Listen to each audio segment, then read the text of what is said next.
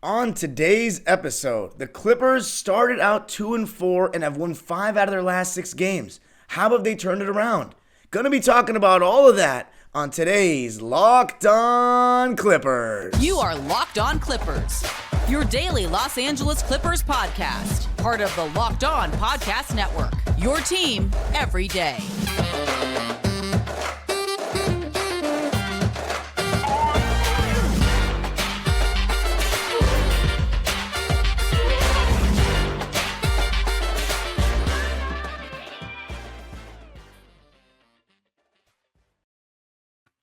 Yes, sir. You are locking in with the Clips. Thank you for making Locked On Clippers the first listen of your day, your team every day. Today, this episode is brought to you by Bet Online. Bet Online, where the game starts. You can make all your bets on any sport you want over there. Going to be talking about that more later on the show. But I'm going to be talking about, for this episode, and by the way, I'm your host, Darian Vaziri. In my 18th season as a Clipper fan, you can follow me on Twitter and Instagram at DimeDripperPod and subscribe to my own YouTube channel where I talk about the NBA as a whole, especially with an LA focus and an NBA history focus. You can subscribe to that on Dime Dropper YouTube. But for today's episode of Locked On Clippers, I want to ask you in the pin question, and remember to subscribe because it's the fastest way to grow the show, what's been the biggest reason for the Clippers turnaround? They started the season 2-4 and have since gone 5-1. So 5 out of the last 6 games have been won by the Clippers. What's been the biggest turnaround? I'm going to be talking about it, starting with the improved performance of the main man himself, Paul George, and then the change of the starting lineup that has benefited multiple players, in particularly a certain Norman Powell. And then I'm going to close out by talking about Robert Covington not getting played in the last game, even when he was healthy. Let's start with Paul George. So I say it all the time, but when you look at a team, everybody always wants to go to all the other things, the smaller things. Oh, how are the role players doing? Oh, how's this and that? The first thing to me you got to look at, if you got a star player, how's your star playing on both ends of the floor? If he's not playing well, unless the rest of your role players are playing great, you probably aren't doing very well. Especially if you only have one star. And right now the Clippers only have one star with Kawhi Leonard being out for 9 consecutive games. Paul George, to start the season, was terrible in the first, I want to say, 6 games. He was terrible. He was settling a ton, dilly-dallying on the ball too much, not shooting enough at times, turning the ball over, although he hasn't really slowed that down. But he was just not playing like the Paul George that we are accustomed to seeing. A lot of times he was taking way too long between shot attempts, just a lack of aggression and a lack of rim pressure as well for Paul. It just looked like kind of it was in his head. I don't know what was going on with him. You know, he was a little bit sick though. I have to note he did miss a game in Oklahoma City, the first of the 2, because he was sick and then he flew in late and just didn't play well in that first game back. And then he wasn't good against New Orleans either and said he had some trouble breathing. But then against Houston, when he hit the game winner in a tough game, and by the way, if you want to see that game winner, I had a vlog of it on my YouTube channel where he hit the game winner. It's awesome.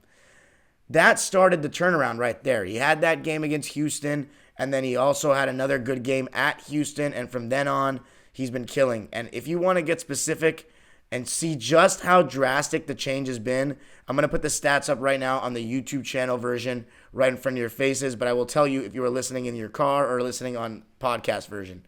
Paul George in his first 5 games of the season was averaging 19 points a game, 39% shooting from the field, and 3.6 turnovers per game. Now, the turnovers are around the same right now, which is something he needs to definitely cut down, but let's just examine those numbers real quick. 19 points per game on 39% shooting. This is for a 6'8 guy with a handle that can score from 3 levels and has bounce. That's unacceptable, right? 19 points per game for Paul George?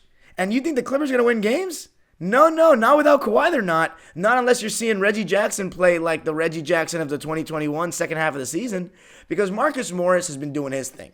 Ivica Zubac has been doing his thing. You can't complain about those two starters. They have been awesome all season long.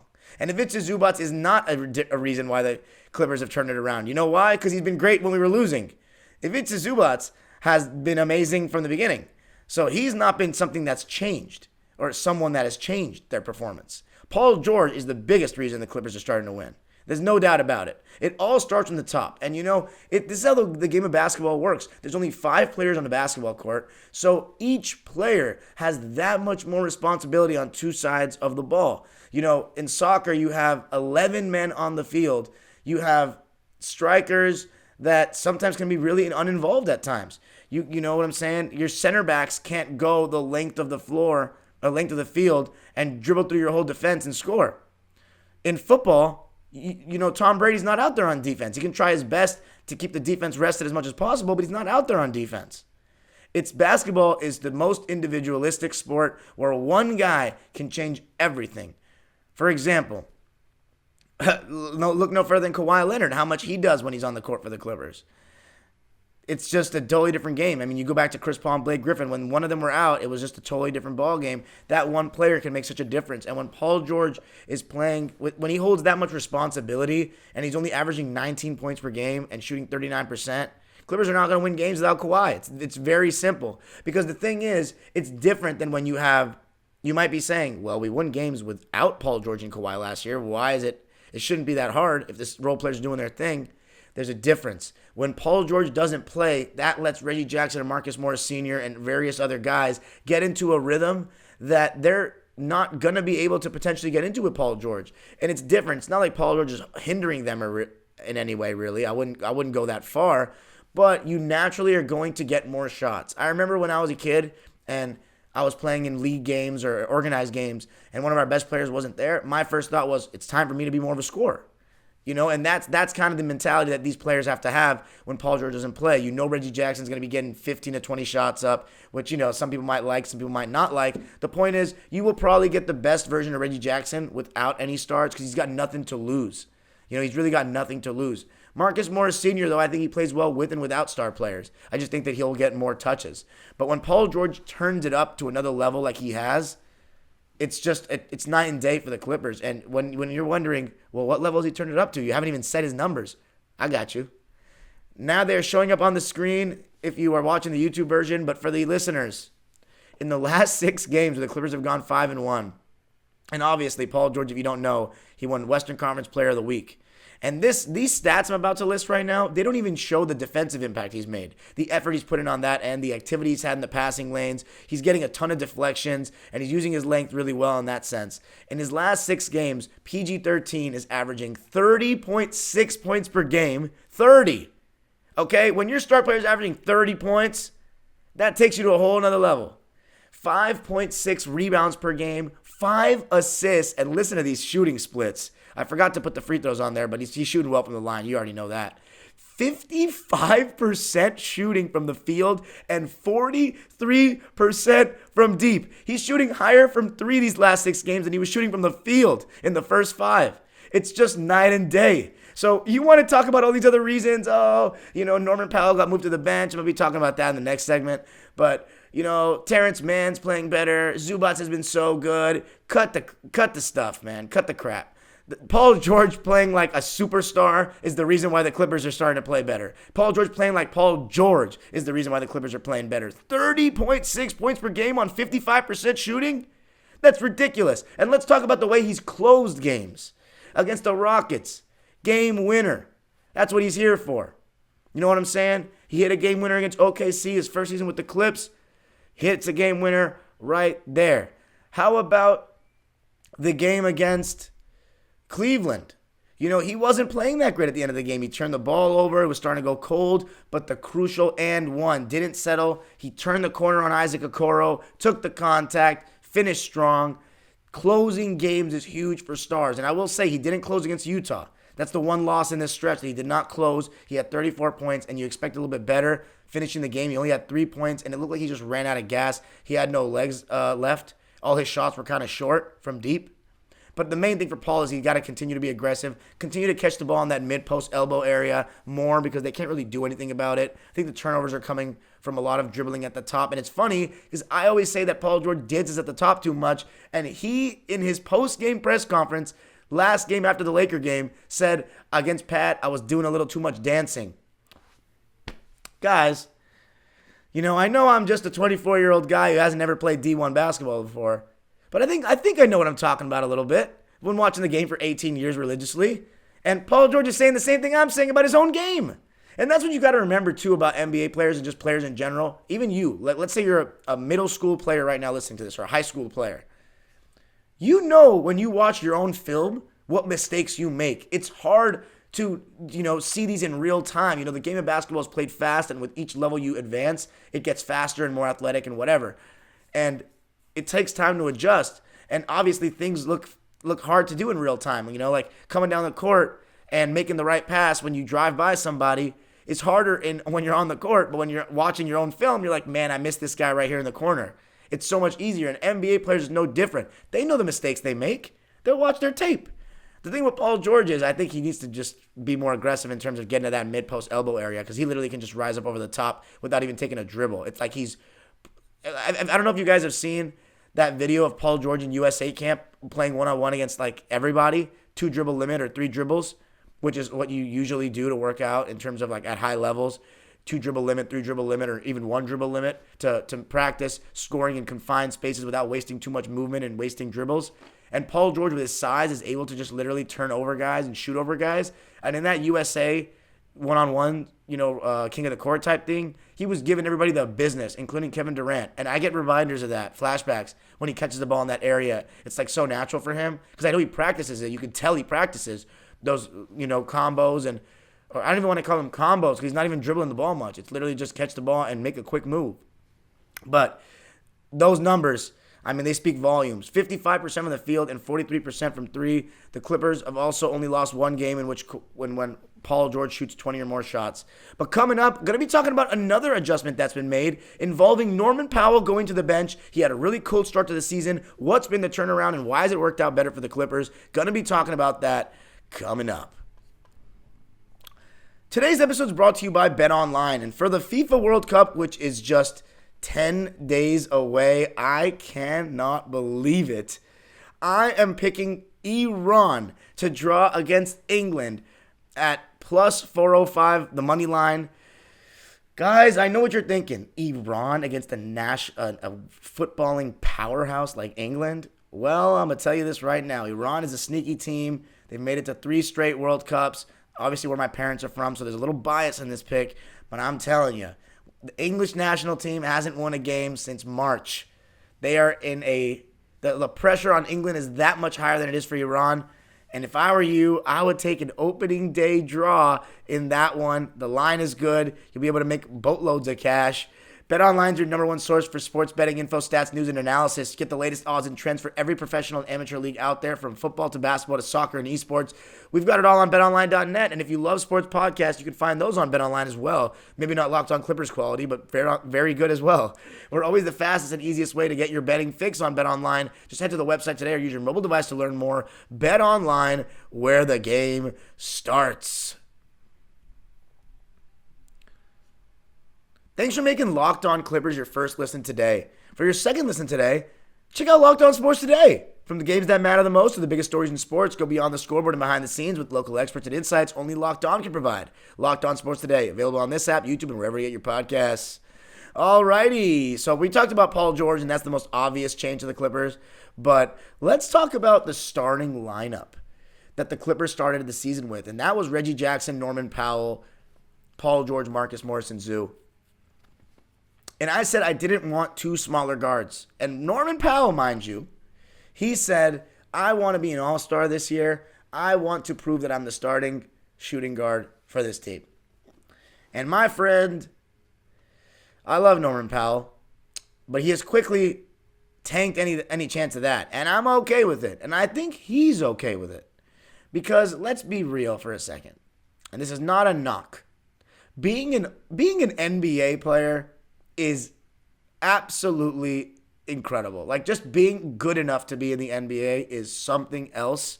You know, we always talk about, you know, talking about different players. This guy's not that good. This guy, this and that. You got to understand, you put these NBA players in an open gym, you give them the ball and nobody guarding them, they will not miss. And it doesn't matter what era you're talking about. These guys have been elite for many, many years in the NBA. You know, when you want to talk about different eras, I even know a guy that said when he went to the Boston Garden when he was a kid, he saw Bailey Howell. You probably don't even know who that is, but Bailey Howell was a valuable member of some of those late 60s Celtics teams and a perennial all-star in the 60s, power forward. Said he was watching him shoot 18-footers and just draining them left, like just as if it was like a magnet attached to the rim, to the basket, that he was making every shot. And when you go watch NBA players and shoot around, they don't miss. I was watching Boban Marjanovic, shout out to Boban, shoot a bunch of threes by himself before the Clippers-Rockets game, and he was like hitting like 50% of them. So that just tells you something. So Norman Powell is amazing. You take it another level, though, and become an all-star in the NBA, you are another level. And it's okay that Norman Powell is not that level. He's not an all-star player in this league, and that's okay. It's so hard to get to that level. He's a championship role player, though. He's proven it with Toronto.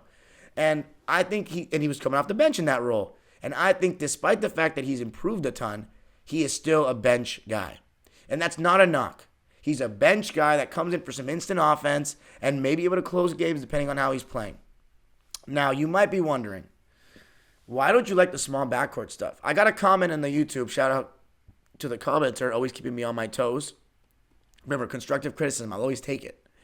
He said, the analysis you've been doing recently is very basic. Why are you just saying it's no small, this lineup is too small with no explanation? You really wanted to test me, my friend. I will explain it to you like I'm doing a PhD, I'm teaching a PhD class or something. Okay, that didn't make sense. Like a college professor, let's put it that way. The reason why I don't like small backcourts is like this. If you want to have this conversation, and by the way, our defense, even though it's been pretty good, we're one of the best teams in the league right now, defensive rating-wise. I still don't love the look with Norman and Reggie, period, on either end of the floor. But I'll tell you why I don't like the smaller backcourts for defensive purposes. It starts with the way the game is being played now. Okay, so back in the day, the deficiency to having an undersized backcourt is that the starting shooting guard on the other team might be like 2 inches taller than your secondary guard, and that you can maybe exploit that in the post, or it's a one-on-one mismatch. In today's game, that still exists, but teams don't really tend to just go one-on-one against their matchups these days as much anymore. Now it's a pick-and-roll heavy league. And what teams will try to do now is they have their best player, which is usually a wing player or a guard in today's game, and they'll have the guy who is being guarded by those smaller guards come set the screen to put them in the action. Now, what that means is they have to guard, screen, and roll, or pick and pop with the guard. Now, there's a couple options here. There's no drop coverage with guards, okay? So when the big man like Zubats drops and plays 2 guys at once, that's not a thing for guards.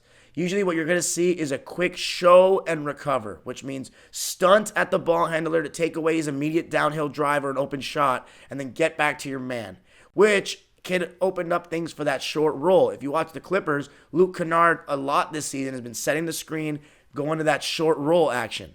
Okay, and it's been working really effectively for the Clippers, quite frankly. And the Clippers exposed the Cavaliers' small lineup with this exact action. So when you don't switch on pick and rolls, the reason why teams switch is to take away that advantage that's created off throwing 2 guys at the ball handler, right? Teams are not going to switch their small guards onto the elite players in the other teams. Now, when you only have 1 guy out there, that's one thing. When you have 2 guys out there, that gives them double the opportunity to put those guys in the action. Because you're not going to switch Norman Powell onto Kevin Durant on Saturday. You're not. It's suicidal. Same with Reggie. If you do that, please, you're asking for KD to just shoot over the top. Now, this is another thing. When let's say Reggie Jackson is guarding the pick and roll right now, or let me give you a hypothetical. Kevin Durant has the ball. This Saturday situation. Kevin Durant has the ball, and Paul George is guarding him. Here comes Patty Mills to set a screen with Reggie Jackson guarding him to do a little pick and pop action. Reggie's not switching to Kevin Durant. He's going to stunt at KD, but in that second he's stunting, Patty Mills could just roll up for a pick and pop three. That's what makes it hard. Now, let's say you're playing in the same situation with two guards. Let's say it's just drop coverage with Zubats, right? They're putting Zubats in the pick and roll, and Zubats is doing a good job taking the roller and guarding the ball handler. What you'll always see, though, is somebody from the corners sinking. When I mean sinking, I mean helping on the potential lob attempt, because Zubats is stunning on the ball handler and getting ready to retreat onto the big. But you'll always see one of the other players getting ready to help off when the pass is being made or about to be made. Let's say Zubats blitzes the pick and roll. Let's say the Clippers are playing the Warriors, and Zubats blitzes the pick and roll, meaning they throw two at the ball handler right away. Now, when they throw it over the top to the center who Zubats was guarding, look who's rotating at the rim. One guy, meaning that's not a smaller guard, usually. It'll be Marcus Morris or someone, but you have a better chance to have a Kyrie Irving or a smaller guard. The reason why I say Kyrie Irving is because the Nets got killed by this in the playoffs. But you'll have Norman Powell rotating at the rim against the 7-footer. That rotation is not the same as a Terrence Mann or a Kawhi Leonard that could potentially get a block. So it causes all sorts of stuff on defense that's a little problematic. And on top of that, you're giving up second chance opportunities potentially because you're just not as big, and the baskets at the rim will come with less deterrence.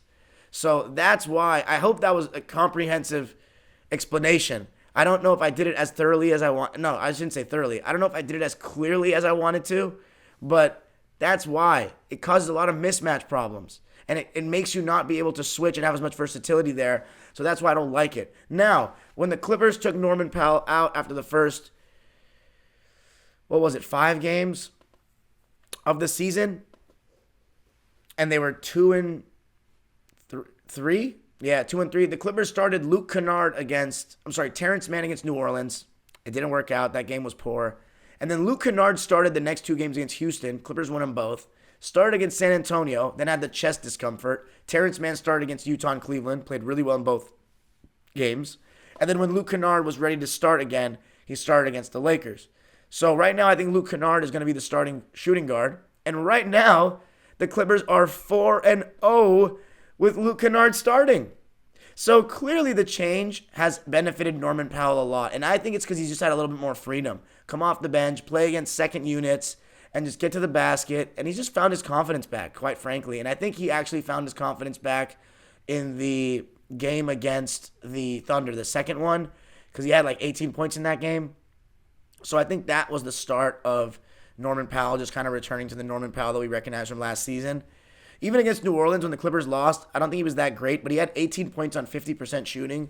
So his shot came back after that OKC game. And I just think that him coming off the bench, we saw it last season for the Clippers, it's just a better look. And Luke Kennard's off-ball ability is really good in the starting lineup, just offers floor spacing. The whole smaller backcourt thing does kind of exist with Kennard too, but I think that teams haven't really put Kennard in the pick and roll like that in terms of small ball actions. And I think Zubats has done such a great job in drop coverage that we haven't even needed Luke Kennard or Reggie Jackson to make a ton of rotations at the rim like that. So it hasn't really been exploited. So far I would stick with that lineup, even though I prefer Terrence for the size. If it ain't broke, don't fix it. And it's 4-0 right now. And the record with Norman Powell off the bench is 5-2 right now. So it's been really great. And I just want to show you Norman Powell's stats. When he was starting, he was averaging, it's up on the screen for the YouTube guys, 10 points per game on 36.5% shooting and 16% from 3. That's quite abysmal. But off the bench, more like Norman Powell, 13 points per game on 49% shooting and 38 from 3. Do I need to say anything more? That's the Norman Powell I know. He's been really, really good lately, and that's a huge reason why the Clippers have turned it around. And coming up, I'm going to be talking about the latest interesting thing about the Clippers rotation, Robert Covington getting a DNP when healthy against the Lakers. Going to be talking about that, and if that's a potential issue or something to look at going forward, coming up. Okay, so in the last game that the Clippers played against the Lakers, a 114-101 win, The Clippers did not play Robert Covington. Coach's decision. Now, if you remember, Robert Covington was in health and safety protocols and missed 2 games. Let me just check just in case it was 3 games. I'm pretty sure it was 2 games. Oh, wow. Never mind. He missed the New Orleans game. He missed the 2 Houston games. And he missed the San Antonio game. So he's actually missed 4 games this season. Wow. Didn't know that. Actually, 5. He's missed 5 games this season. Okay. So Rocco has not gotten off to the best start to this season for me. He's averaging 4 points a game, 3 rebounds, 43% from the field, and 36 from deep. I mentioned it last game that Robert Covington, I don't have a problem with him not playing in this game because Terrence Mann's been really, really good. And Rocco needs to be better. I mean, quite frankly, I don't think this is something that like he's gonna be rotting on the bench and he's just gonna be out of the rotation. He needs to just play better, and by doing that, I mean, let's start with his offense. Right? He's out there for a couple reasons. He's out there to space the floor and make open threes, and he's also out there to cut to the basket when guys are not paying attention and just being a slasher at times off the ball, a cutter. But his three-point shot has not been the level we saw last season, and there's a reason for that. And I think he took some of these shots last season too, but he's really just kind of doubled down on it this year. And I also think that Robert Covington's missing the last 5 games or missing 5 games, a lot of those games have come when the Clippers have won, and you've seen a better Paul George and Norman Powell, and I think he would get cleaner looks playing with the Paul George and Norman Powell that we've seen the last couple of games. I think we were not getting good looks at all in those first couple of games, and Robert Covington, as a result, wasn't getting many clean looks. But now I think he will get those cleaner looks. And the thing about Rocco is he shouldn't force a 3 when it's not there, and he was doing that too much before he went out with health and safety protocols. Shooting 3s that were contested when he's catching the ball. Like, just because you catch the ball off a swing doesn't mean you have to catch and shoot it, even though you're a catch and shoot 3 guy. If you're not open, pass the ball. And the only person I think that's a role player on the Clippers that should be shooting catch and shoot 3s contested consistently is Marcus Morris, because he has the ability to make it as if the hand's not even there. Robert Covington is not. I want him to stick to just shooting open 3s. And then defensively, he hasn't been that great. He's had some decent moments rotating and blocking shots, but he's supposed to be the Clippers' small ball 5, and we saw a ton of success with that last season.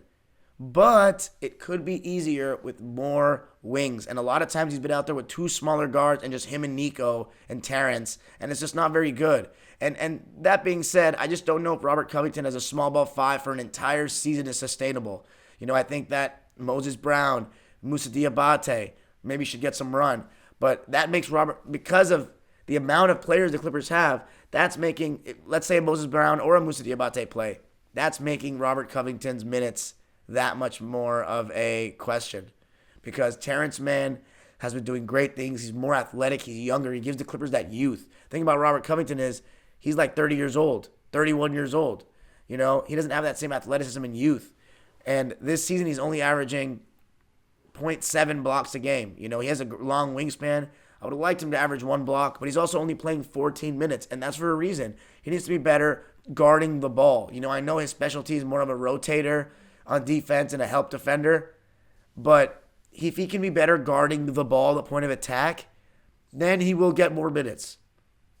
But overall, it's nothing to be concerned about. I think Robert Covington will still have a decent season, but right now the Clippers are so deep that it's showing you if you're not playing well, you aren't going to be in this rotation. Now, I sometimes just wish Ty Lue just had the same energy for a certain Reggie Jackson at times, because even though I love Reggie, love him.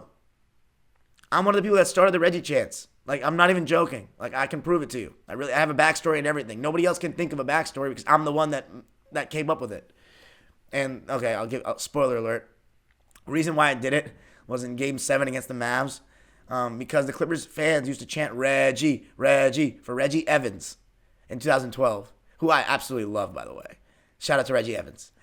But because of that, I was like, why don't we bring it back?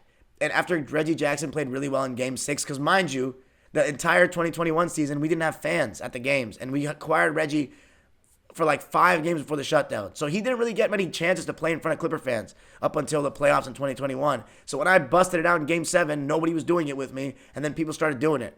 And then after that, in the playoffs, it became a huge thing. And now the folks over at 207, Reggie Vision, Clipper Spencer, all those season ticket holders and guys, they've been starting it ever since. But hey, man, I'm gonna put that one in the bank because I got the proof. But I love Reggie, guys. So I just want you to know, anybody listening, I'm not critical of Reggie Jackson. I'm critical of him as much as I'm critical of everyone else. If you've listened to this podcast already by now, you should know that I've kept the same energy for everyone. For Paul, for Kawhi, for Powell. I have no agenda. You guys, I was saying that we should trade Marcus Morris, and I was so wrong. I was so unbelievably wrong. And now I'm apologizing. It's all about the name on the front. This name right here on my jacket, on my hoodie, Clippers. It's all about the team. And I want what's best for the team. And right now, that's Norman Powell coming off the bench and Luke Kennard starting and Paul George playing at a high level. But I want you to tell me, what's the biggest change for the Clippers going 5-1 in their last 6 games? You tell me in the pinned comment. Remember, I hope you enjoyed this episode. You can follow me on Twitter and Instagram at DimeDropperPod. And, of course, subscribe to my YouTube channel known as Dime Dropper. I just did a whole 30 teams run through of talking about every team through 10 games because I am shutting down my NBA content on my personal channel soon. But Locked On Clippers will still continue. Even when I'm in Qatar for a week, guys, I am going to the World Cup for the first week, so I will not be giving you live episodes in terms of reactions after the game, which sucks. I'd have to pre-record the episode, so stick with me, guys. It won't be a long time. I'll be back. But right now, I'm here, so let's enjoy what's going on right now with the Clippers because there's a lot of good things going on. But yes, remember the age-old proverb, go Clippers, and remember to comment for the video. Peace out. Go Clippers. I'll talk to you on Saturday after the Nets game. Hopefully another win against the Kyrie Irving-less Brooklyn